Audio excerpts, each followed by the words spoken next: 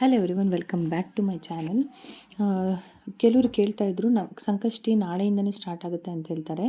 So ಮಂಗಳವಾರ celebrate ಮಾಡಬೇಕಾ ಅಥವಾ ನಾಳೆ ಸೆಲೆಬ್ರೇಟ್ ಮಾಡಬೇಕಾ ಅಂತ ತುಂಬ ಜನ ಕನ್ಫ್ಯೂಷನ್ ಇದೆ ಅಂತ ಹೇಳ್ತಾ ಇದ್ರು.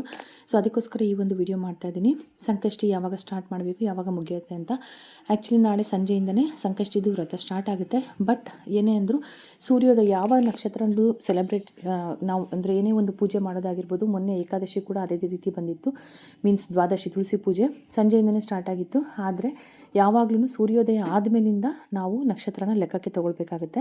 ಹಾಗಾಗಿ ಮಂಗಳವಾರನೇ ಸಂಕಷ್ಟಿ ಮಾಡುವಂಥದ್ದು ಶ್ರೇಷ್ಠವಾಗಿರುತ್ತೆ.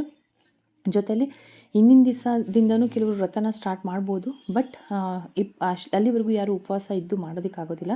ಯಾವಾಗಲೂ ಸಂಕಷ್ಟಿ ಅಥವಾ ಬೇರೆ ಯಾವುದೇ ಪೂಜೆ ಆಗಲಿ ಹಿಂದಿನ ದಿವಸದಿಂದ ಸ್ಟಾರ್ಟ್ ಆಗಿದೆ, ಹಿಂದಿನ ದಿವಸ ಈವ್ನಿಂಗಿಂದ ನಕ್ಷತ್ರ ಸ್ಟಾರ್ಟ್ ಆಗಿದೆ ಅಂತ ಅಂದರೆ ನಾವು ಸೂರ್ಯೋದಯ ಆದಮೇಲೆ ಅದನ್ನು ಕೌಂಟಿಂಗಲ್ಲಿ ತೊಗೊಳ್ಬೇಕು. ಮೊನ್ನೆ ತುಳಸಿ ಪೂಜೆ ಕೂಡ ಅದೇ ರೀತಿ ಆಯಿತು. ಹಾಗಾಗಿ ತುಂಬ ಜನ ಕನ್ಫ್ಯೂಷನ್ಲಿದ್ದರು, ಯಾವತ್ತು ಮಾಡಬೇಕು, ಮಂಗಳವಾರ ಮಾಡಬೇಕಾ ಅಥವಾ ಬುಧವಾರ ಮಾಡಬೇಕಾ ಅಂತ. ಈ ರೀತಿಯಾಗಿ ಕನ್ಫ್ಯೂಷನ್ ತುಂಬ ಜನಕ್ಕೆ ಇತ್ತು.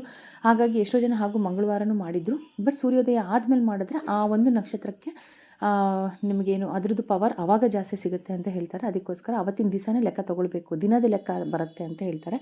ಅದಕ್ಕೋಸ್ಕರ ಸಂಕಷ್ಟಿನ ವ್ರತ ಕೂಡ ಮಂಗಳವಾರನೇ ಮಾಡಬೇಕು.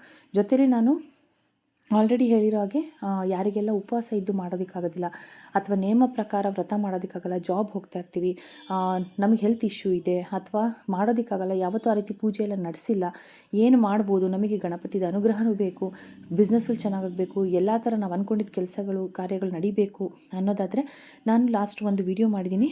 ಅಂಗಾರಕ ಸಂಕಷ್ಟ ಚತುರ್ಥಿನ ಉಪವಾಸ ಮಾಡೋಕ್ಕಾಗದೇ ಇರೋರು ಹೇಗೆ ಮಾಡಬೇಕು ಅಂತ. ಮಿಸ್ ಮಾಡಿದೆ ಈ ವಿಡಿಯೋನ ನೋಡಿ. ನಿಜವಾಗ್ಲೂ ತುಂಬ ಯೂಸ್ ಆಗುತ್ತೆ. ಯಾಕಂದರೆ ನಾನು ಮಾಡಿದ್ದೀನಿ. ನಾನು ಉಪವಾಸ ಜಾಸ್ತಿ ಮಾಡೋಕ್ಕಾಗಿಲ್ದಾಗ ಈ ಥರ ಮಾಡಿದಾಗಲೂ ಕೂಡ ತುಂಬ ನನಗೆ ಚೆನ್ನಾಗಿ ರಿಸಲ್ಟ್ ಸಿಕ್ಕಿದೆ. ಸೊ ನಿಮಗೂ ಕೂಡ ಒಳ್ಳೆ ರಿಸಲ್ಟ್ ಸಿಗುತ್ತೆ. Thank you so much.